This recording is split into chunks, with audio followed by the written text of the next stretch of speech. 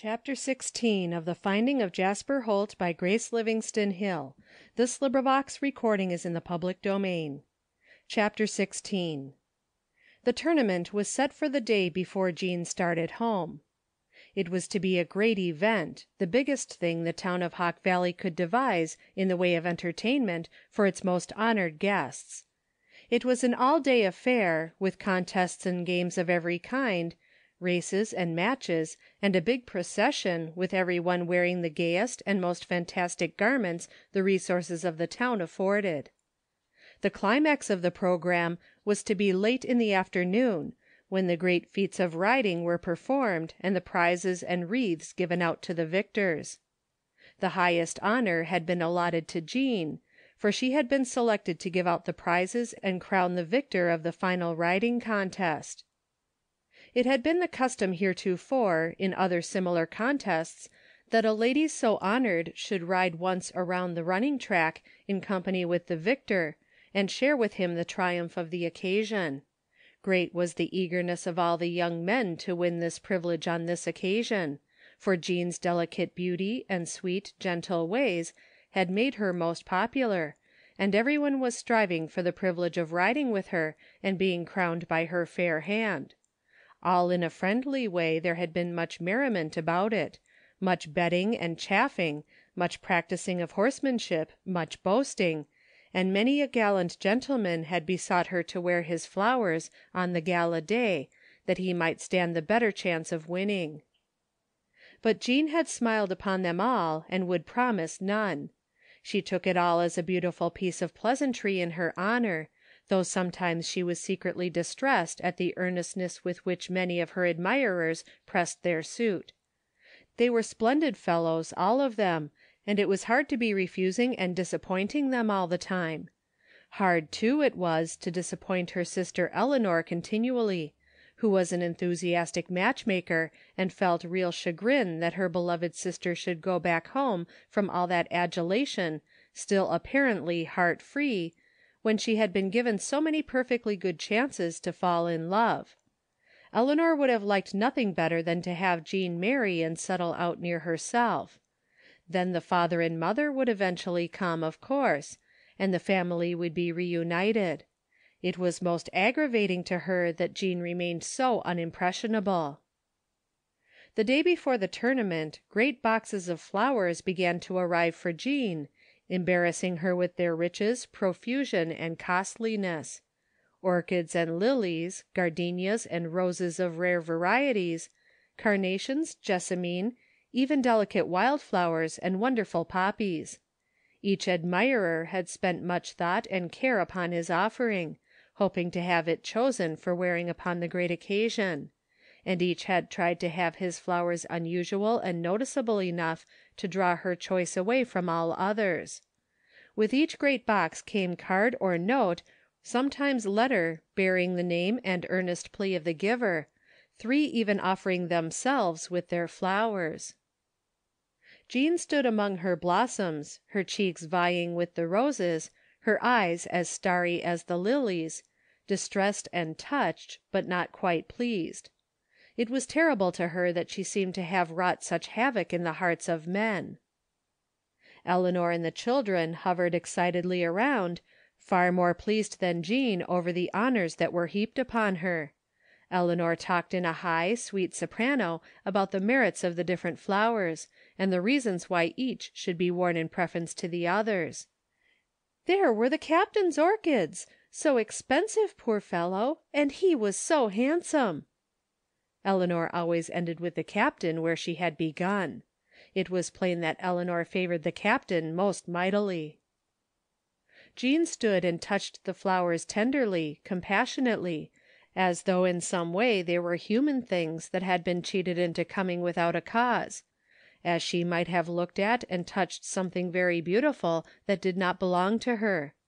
It seemed a big responsibility to have all these lovely blossoms with all they represented, and as she filled each vase and jar and bowl to overflowing, till almost every available receptacle in the house was filled, her eyes grew more and more troubled and thoughtful. Somehow it seemed wrong for her to have all these perishing beauties, knowing that the lasting treasure they were here to plead for their donors was not hers to give. "Which flowers are you going to wear, Jean?" asked Eleanor vexedly that night, as they went upstairs together after tucking the blossoms all away under damp papers. "You know you'll have to decide in the morning, and there really aren't any more to come in, unless Mr. Fraser sends some. Everybody, literally every man in the region that could have a shadow of right to do so, has sent you some. It shows how popular you are. I don't believe any girl that ever came here before was so well treated, and so universally admired. It's wonderful, Jean. You little, quiet, sweet child, but you've got them all under your small thumb. I never would have suspected it of you." Jean smiled wearily. She was tired, and her sister's idea of triumph was not hers. It savored too much of counting the scalps of those she had slain. She did not want to have men at her feet to be turned away. She looked at life more seriously than just a game where she was to win all no matter who lost. She turned away with a gentle good night, and Eleanor's eyes followed her dissatisfiedly. "You know, you might wear one of each and satisfy them all," she suggested. Jean smiled and shuddered inwardly. The scalps again! A display of them! "Never," she murmured. "Well, what are you going to do?" Her sister was all out of patience with her dallying. "I'll sleep over it," she said brightly. "Aren't you tired, dear?" And Eleanor had to let it go at that. Young Fraser sent his flowers in the morning, wonderful violets, blue as the sky over Hawk Valley, dewy and sweet, and raised with careful tending.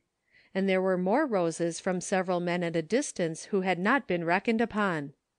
But Eleanor was not told of the roses that the servant found upon the doorstep when he went to sweep the piazza early in the morning, the roses with the dew upon them and the golden ruby glow of sunset in their hearts. They were not wrapped or in a box or accompanied by a card, nor was there even any name upon them. They simply lay upon the doorstep and made their mute appeal of fragrance, and the manservant, who, like all the other men in Hawk Valley, servant though he was, had surrendered to the gentle, beautiful girl, understood and carried them straight up to her door without telling anyone. He knew from whom they came, and he knew, by the starry look in her eyes when the others like them had come, that she would know. She gathered them into her willing arms and thanked him. Her problem was solved, and she could go down to breakfast with a light heart. "Have you decided which flowers to wear, Jean?" her sister asked sharply the minute she came into the room. "Yes," said the girl with a smile, "but it's a secret. I'm not going to tell. You'll see when I wear them." Eleanor looked anxiously at the bright face with the firm lips, and the decided set of the pretty head, and sighed.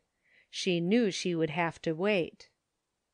Jean was to go on her pony to the scene of the day's festivities, that she might be ready for the triumphal ride at the end, and the captain had begged the privilege of accompanying her, being confident that he should both see his costly orchids adorning her, and win the right to ride home by her side, triumphant.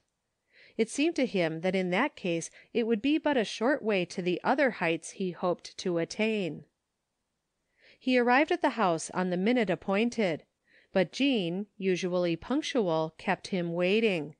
The Harringtons were all packed comfortably in their motor car. They kept calling impatiently. "We'll be late, Jean, and James has to be about the signals and put up some more ribbons. You know he's marshal of the day." "Go on," called Jean sweetly from her window. "I'm just fastening on my flowers. I'll be there in a minute. Don't wait. We'll catch you." They heard her footsteps flying down the stairs, and Harrington started the car. "Wait, James, I must see what flowers she chose." "Nonsense," said her husband, sending the car shooting forward at a pace. "You can wait till she gets there. What difference does it make anyway?" "Why, if she doesn't take the right ones, I can send her back," said Eleanor, twisting her neck to see her sister, who was just mounting her pony. "The right ones?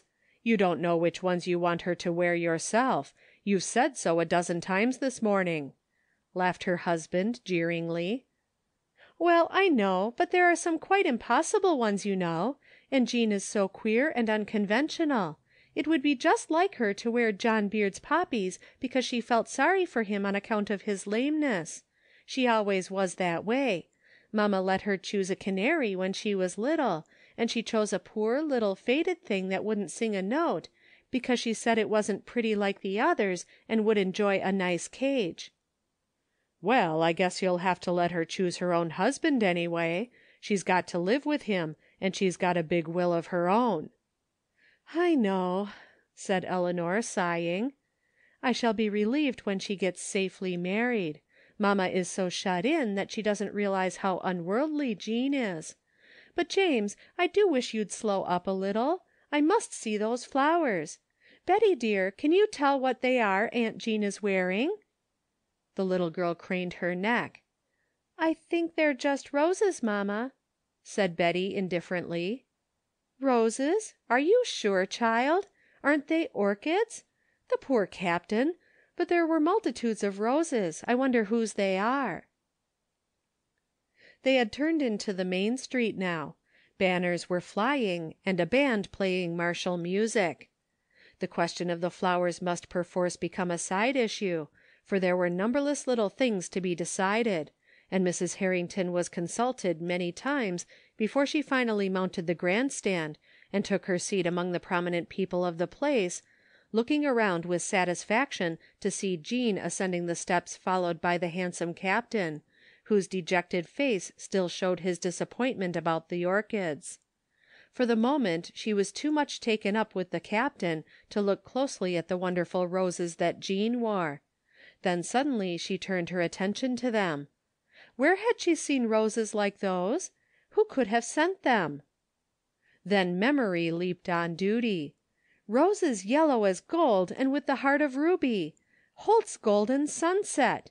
She could hear her husband's sharp voice repeating the hateful name. Could it be possible that he had had the audacity to send Jean roses on this day, when all eyes would be turned to the girl? And Jean, knowing how they felt about him, had dared to wear them! Her cheeks grew red and her eyes flashed. She looked daggers at the girl, and then, realizing that the Captain could see her, tried to control her face. And even now Jean was moving away to the seat on the right, the seat of honor for the lady who was to present the prizes. "Jean, wait, I must speak to you," she called. Jean, 2 chairs away, leaned over, smiling. Perhaps she knew what was coming, but her lips had that firm little twist as she said, "What is it?" that indicated courage to stick to a decision. Eleanor Harrington leaned over the 2 chairs, speaking low and vehemently. "Jean, take those flowers off and give them to me at once. I'll send the man back for the orchids. People will just think you have forgotten your flowers. Quick, give them to me." Jean drew back with pretty dignity, and laid her hand protectingly over the flowers at her waist. "I'm sorry, Eleanor," she said gently and decidedly. "I can't do what you ask. These are the flowers I intend to wear. Captain Wetherill understands me perfectly. I told him beforehand not to send me flowers." And she turned away. "But Jean," cried her sister frantically, "you simply must not wear those roses. Send the man back for any others, but don't wear those. You don't understand. Everybody will know they are Jasper Holt's roses. People will think it very strange. Why, he isn't even here. It isn't respectable for you to have anything to do with him." Jean looked her sister straight in the eyes. "I understand perfectly, Eleanor," she said softly, for a group of people were coming in and taking possession of the seats around them. "I cannot and I will not wear any of those other flowers." "Then take them off entirely and don't wear any," said Eleanor, the vexed tears coming into her eyes. "I'm sorry, Eleanor, but I must wear them," said Jean, and went quietly, almost sadly, to her seat. She hated to hurt her sister, and to seem to do violence to her wishes, but the wearing of these flowers had become a thing of moment to her, a sacred duty and privilege. She knew that to Holt, if he should see her, it would be a symbol of her trust in him. If he did not come to the tournament, at least she would have the satisfaction of knowing in her own heart that she had been loyal to him, in the only way vouchsafed her, that of wearing his flowers before them all. Eleanor settled back, defeated, in her chair, 2 red spots glowing on her cheeks, and angry flashes in her eyes. She was mortified beyond expression. That her young sister, who had the adulation of the whole county poured at her feet, should choose, before the assembled multitude, to wear the favor of a man whom nobody recognized or favored, filled her socially aspiring soul with rage. What would James say when he found her sister had been wearing his enemy's flowers? Well, it was all James's fault anyway, for if he had kept the car waiting a minute she would have discovered Jean's folly in time to stop it. If she had seen those yellow roses glowing on her sister's gown before she mounted her pony, they would never have come to the tournament. No, not if she had to detain Jean forcibly at home for the day and tell people she was taken suddenly ill. This came of bringing the girl up in a purely domestic and religious atmosphere, and not teaching her a little worldly wisdom. Well, she would tell James it was his fault. That would be some satisfaction. Yes, and she would tell Jean just what she thought of her headstrong folly, too, when she got her home. The waves of angry color had not yet ceased to flow over Eleanor's handsome face when the Thornes bustled in and took the next seats. Mrs. Thorne was a large, imposing person, and had much to say of her son's admiration for Jean. She purred eagerly about the girl's beauty. "So simple and sweet in that white dress with those beautiful yellow roses. Freeman wouldn't tell me what flowers he sent her. I wonder if they can be his. I never saw any like them around here. Did you? The boy is completely gone about her. I suspect he spent a fabulous sum on flowers. He sent to Kansas City for them." It was then that Eleanor began to take heart of hope. If Mrs. Thorne didn't know whose roses Jean wore, perhaps the other women wouldn't. Women didn't visit Jasper Holt's home, and men didn't notice these things much. She settled back relieved, and allowed herself to think how well Jean was looking, and how devoted the captain seemed in spite of his floral setback. Perhaps, after all, he would only be the more keen that Jean was not in a hurry to land him. Was she, after all, a little deeper than they thought, and did she plan her campaign with a view to making her admirers all the more eager? Eleanor Harrington had never been able to comprehend a nature higher than her own. End of chapter 16.